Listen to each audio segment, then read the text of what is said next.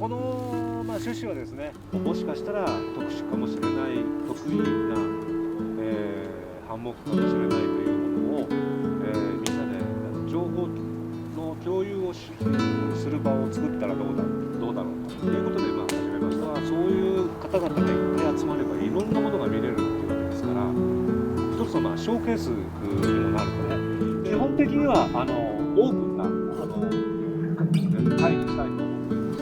今後なるべく長く皆さんがね、仲良くカメラにつながっていければと。基本的には自己責任ということになっておりますので、皆さんいつも通りキャンプでやってらっしゃる心がけだとは思いますけれど、事故、怪我、これに関しましては一応皆さんいつも通りキャンプやってる通りの心構えで、今日楽しんでいただければと思っております。カメレオンミーティング、正式に、発会したいと思います。よろしくお願いします。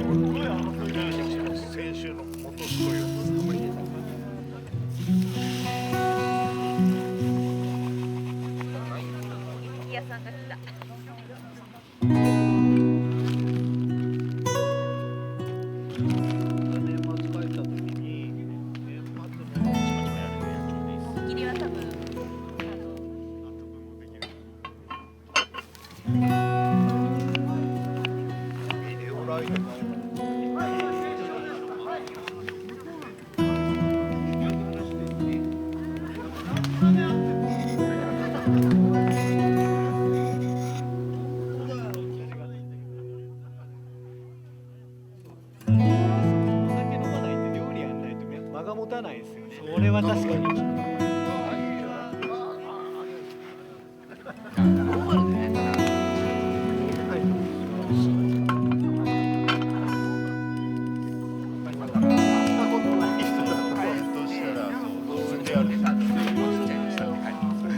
あったから。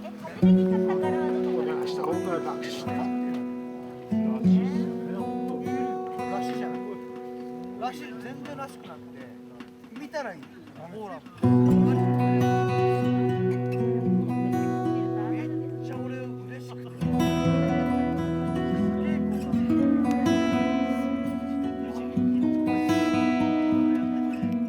感情いいじゃん。